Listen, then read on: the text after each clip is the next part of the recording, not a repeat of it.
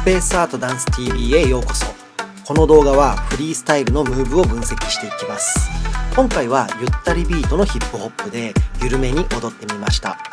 気分でテクニックを選択しているので、後から見たらヒップホップとポッピンが混ざったフリースタイルになっている感じです。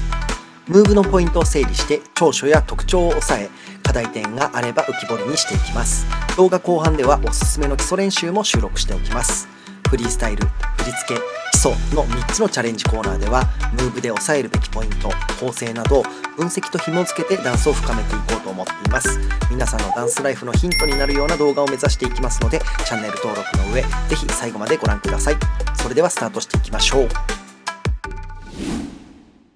見直してみると、あまりアウトプットに力を入れず、曲を楽しんで踊っていることが伺えます。それゆえに、ゆったりとしたボディに対してビートをポップやヒットで表現している感じです。ステップは控えめに、ボディのテクニックを中心で表現している感じだと思います。重めではっきりしたビートと特徴的なメロディーを使い分けて、逃がさないようにボディコントロールしていることがわかります。後から見て分かったのですが、ネタの切り替えを1/8のボックスで切り替えるのではなく、メロディーの途切れ目を狙うことで音ハメを狙いやすくしたのも今後の参考になる部分かなと感じました。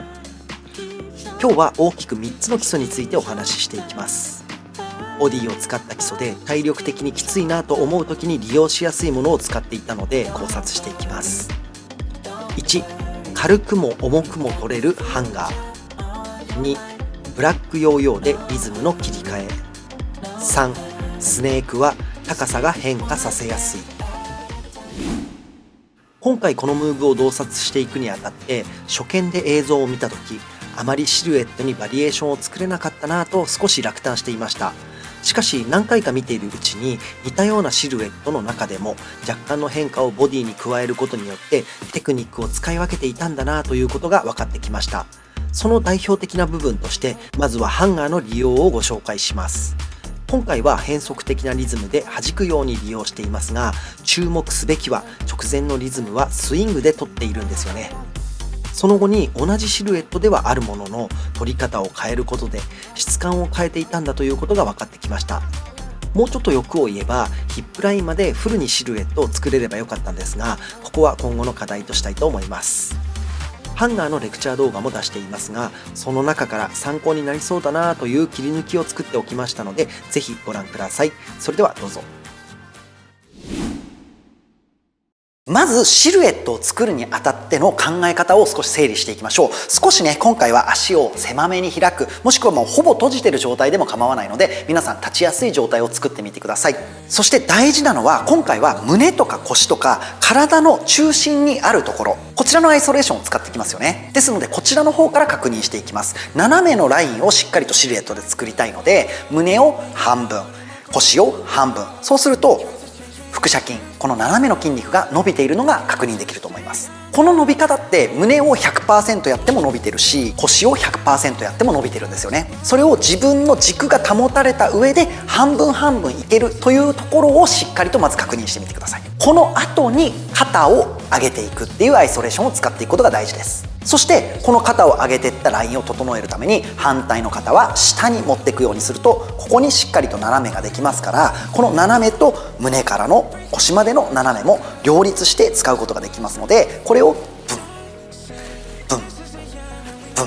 ここでアクセントを取るんだということをしっかりと覚え込ませた上で、自分の腕のシルエットだったり足の幅のシルエットを整えていくっていうことが順番として大事になってきます。よく見られる間違いとして、ボディの真ん中ではなくって端っこから作っていってしまう人がいるんですけれども、これ体の構造上、肩が入った状態でハーフハーフで入れようとすると、今私ここが限界なんですよね。このシルエットになっています。しかし真ん中から作っていくと、今真ん中ですよね。ここから肩を入れるようにすると、分かりますかね。さっきよりも大きく横に動けてて、体を大きく使えてるんですよね。もう一度お見せしましょう。肩から意識する、胸から腰、こちらを意識する。これだけ違いが出てくるわけです。ですので体の先っちょにある方から作っていくのではなくて、できるだけボディの中から作っていくっていうのがセオリーとして一番大事だと思っていただければと思います。今ご紹介したハンガーの直前にスイングを利用した胸の動きを使っています。腕の置きどころはハンガーと非常によく似ていますが、私はこれをブラックヨーヨーという基礎で覚えています。今ではあまりブラックヨーヨーという、基礎名で呼ぶ人はいないようですが、ポイントとしては胸を使ってお茶碗型を描くこと、時には上の円まで使ってロールのように見せること。メリットとしては、胸のアイソレーションやアクセントの基礎ができていれば、円の動きから飛び出して、今回のムーブのハンガーのように直線的な動きに無理なくつなげるところだと感じています。ブラックヨーヨーのレクチャー動画も出していますが、先ほどと同じく参考になる部分を切り抜いて、編集しましたので、ぜひ参考にしてみてください。まずこのぐるぐる回る系とかスイング系とかで難しいのは、足のステップとうまく両立できないっていう方が一番最初に壁につまずくポイントだと思います。スイングはこのように曲線の軌道を通っていますので、対して足踏みを入れようとするとまっすぐになってますよね。これが少し引っかかるポイントになるんじゃないかなというふうに思っています。ですのでブライアン・ターンの時とかもそうだったんですけれども、少し腰を揺らしながら足踏みをする練習をしてみてください。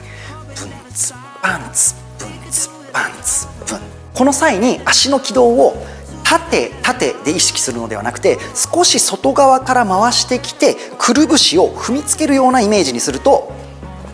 このように腰が出やすくなるので、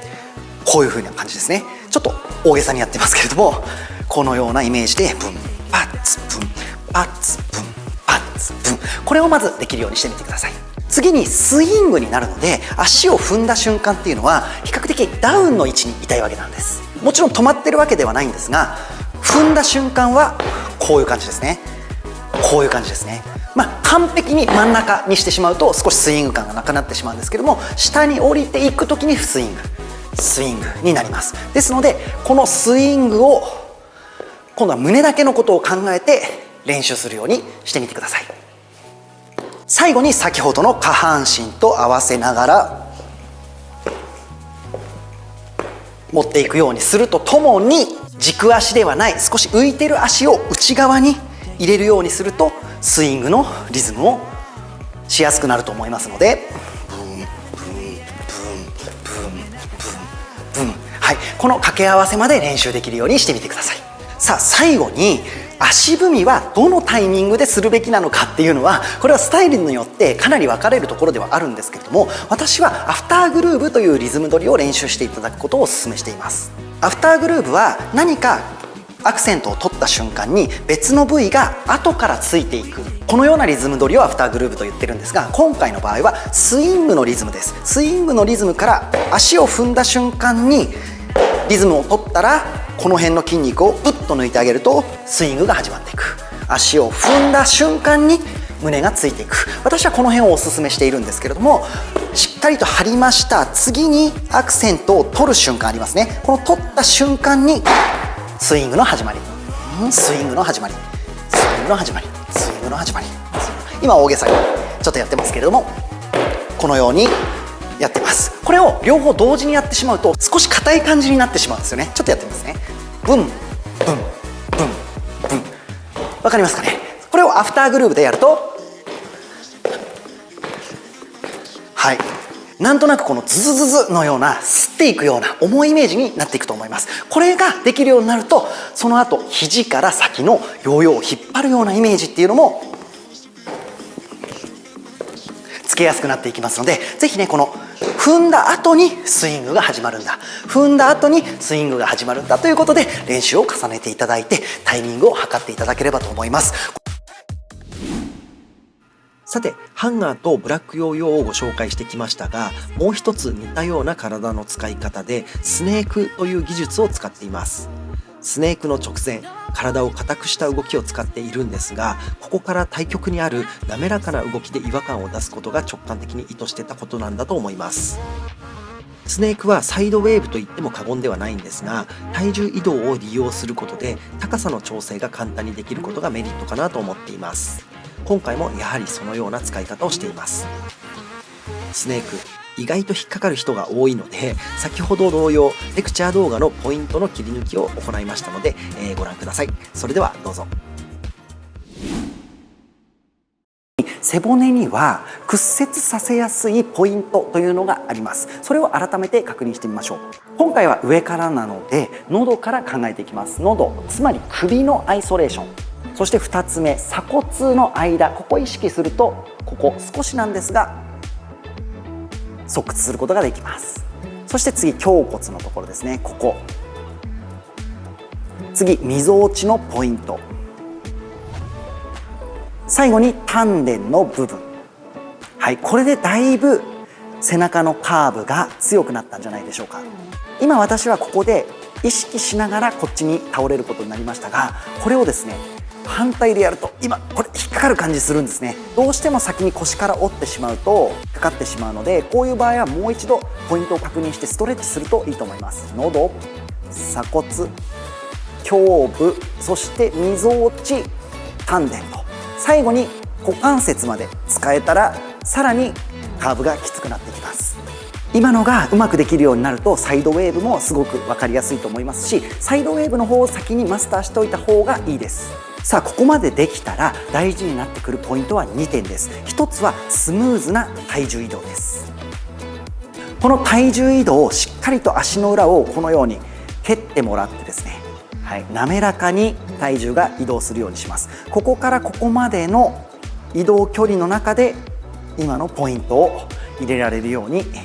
トトトトトトトトトトトトトと流していけるようにしてみてください。さあ2つ目の大事なポイントとしては切り返しの部分ですね。こっちで背骨がまっすぐになってしまっては蛇の進む感じっていうのが表現できないので、この真ん中に来てますね。今喉が、そして鎖骨が入って胸部が入って腰はまだずれてます。この瞬間あたりですね、みぞおちに入るぐらいのところでもう反対に行きます。この瞬間っていうのは背骨が軽い S の形を描いているようなイメージになります。これが入ってくるとつなぎ目のところが、はい、ここで切り替わりました。変わってくるのでここを意識して練習するようにすると滑らかになりますし、体重移動もこの感覚と変わらずにできるようになっていきますので、ここはちょっと練習が必要かと思うんですけれども、少し切り返しの部分練習頑張ってみてください。それでは最後に参考基礎練習としてサイドウェーブの実践練習動画を流していきたいと思います。今回ご紹介したハンガー、ブラックヨーヨー、スネークの3つ全部流したいところではあるんですが、共通している部分として胸と腰のアイソレーションを新目に貼らなければいけないというシーンがある技術です。この根元をたどっていくとサイドウェーブが一番適切なんじゃないかなと思って流させていただきます。苦手な人も多いんじゃないかなと思う技術なので、ぜひマスターしてみてください。いきましょう。5、6、7、8。まずは上半身から。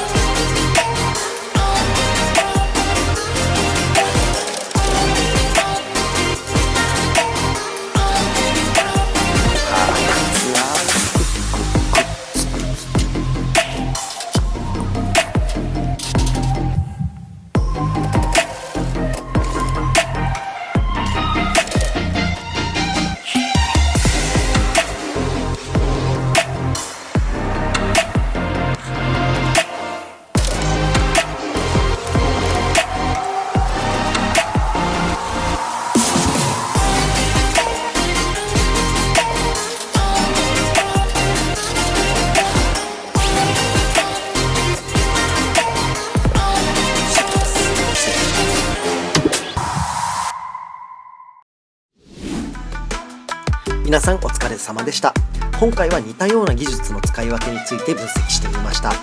アドリブで踊っている最中は調子の良い時ほど何も考えていないもので、今回も全く何を意図したのかを覚えていませんでした。見返しした時の最初の印象はあまり良くないというものでしたが、課題はあれど良い部分もたくさん見つかったので、やはり見直すということは成長には欠かせない要素なのではないかと改めて感じた分析になりました。フリースタイル、振り付け、基礎と3つのチャレンジコーナーでは踊った後にムーブを分析する動画を作っています。皆さんからこんなテクニックを利用してほしいというものがあればリクエストお待ちしています。またダンスに混ぜやすいアクロバットやフロアのステップバイステップ動画も出していこうと思っています。関連動画は概要欄にリンクを貼っておきます。スペースアートダンス TV ではエナジー全開でダンスを様々な角度から楽しめるコンテンツを作っていきます。チャンネル登録、グッドボタン、通知ボタンを押していただければ幸いです。今回のように硬いところから柔らかい動き、スローからストップなど対極にある動きを表現することは20代前半にハマっていたブレイキンの要素が生きてるなと感じました。素早いムーブの中からフリーズをする、全体の構成の中で起承転結をつける、こういったことにこだわって練習していた時期がありましたので、それが、立ち踊りにも生きてるんじゃないかなと感じた動画になりました。皆さんも、こだわってることなんかがあればぜひコメント欄で、情報交換できれば嬉しいです。それではまた次回の動画でお会いしましょう。ありがとうございました。